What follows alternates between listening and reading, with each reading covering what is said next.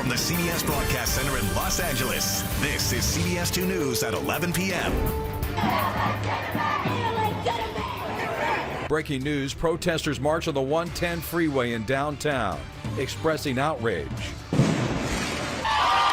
while others are celebrating. Across the South,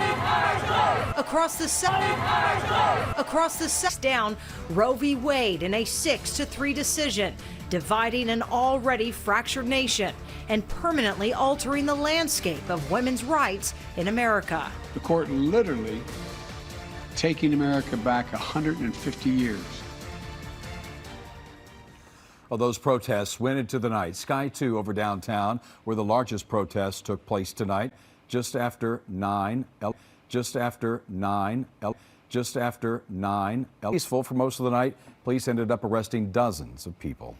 A busy day in Washington, D.C. and into the night. Protesters from both sides have been outside the Supreme Court building ever since the High Court announced its decision this morning.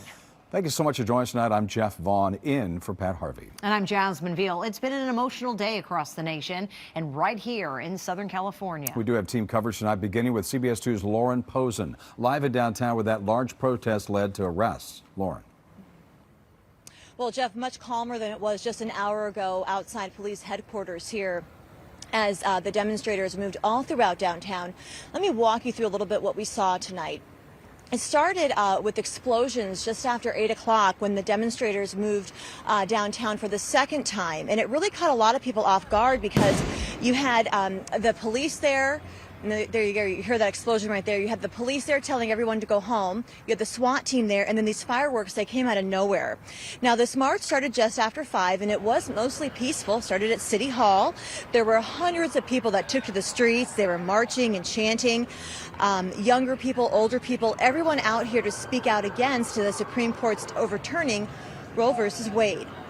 Then at one point, the demonstrators made their way to the 110 freeway, shutting that down for a while as they got on it and continued to march before getting off at Temple and then reconvening at City Hall. Now, the majority of the march, like I said, was peaceful, but very emotional for people here. Advocates say that this isn't just about abortion, but health care and privacy for women. Governor Newsom, he signed a new law today that protects abortion providers who care for women who travel here from states that restrict reproductive care. And abortion advocates we spoke with say California needs to continue to do everything it can to help women. Abortion, this is about medical access to medical care in a timely way. And I want all of my sisters to be able to experience and have a relief in their mind that they can make their own choice. We need programs to actually bus people in from other states.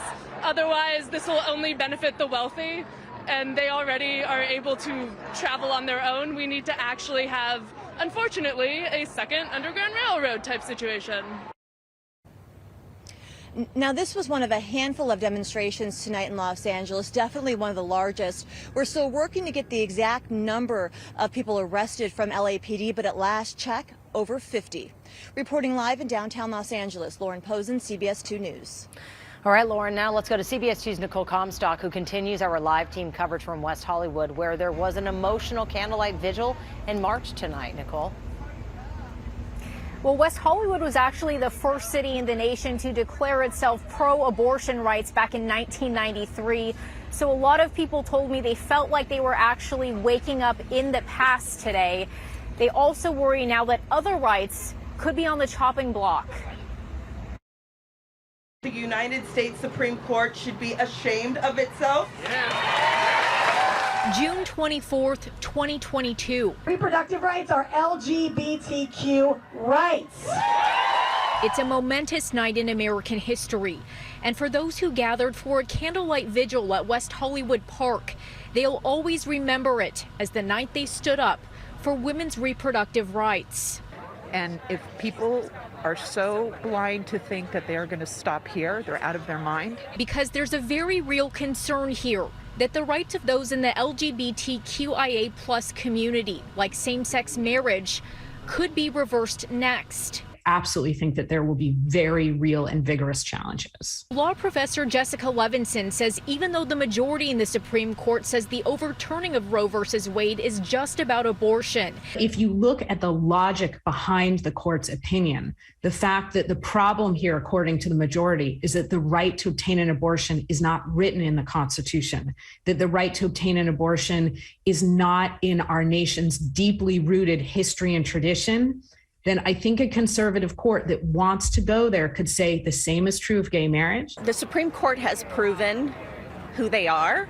So when they show you who they are, believe it. Currently, just 1 out of 9 justices, Clarence Thomas, has called to reconsider Americans' rights to marriage equality and contraception. This is extreme and dangerous path the court is now taking us on. Organizers here were calling on the president and other elected leaders to do more now to protect abortion rights for women across the country.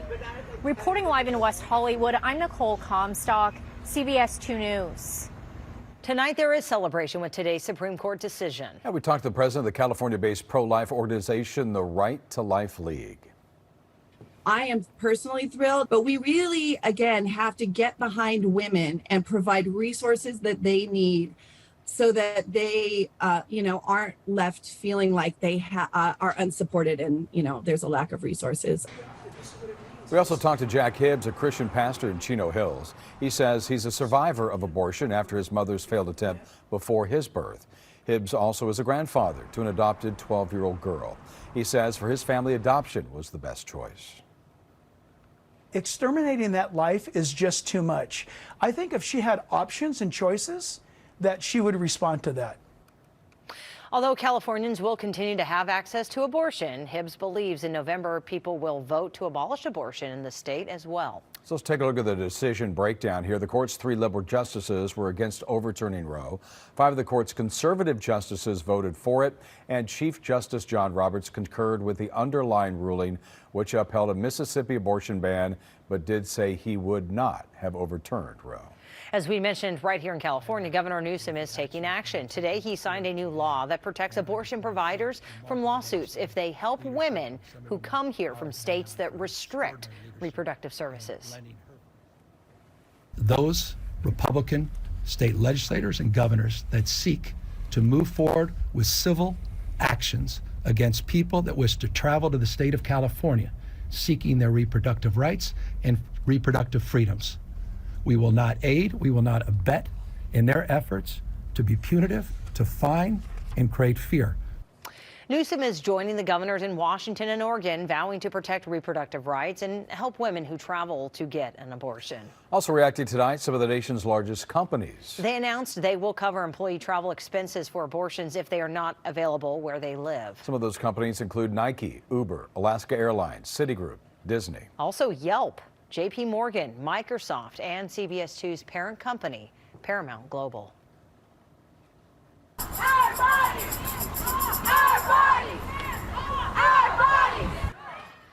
Now to this, as we are continuing to follow the breaking news of Roe v. Wade that was overturned. Ahead at 11, the other cities that saw protests as well tonight.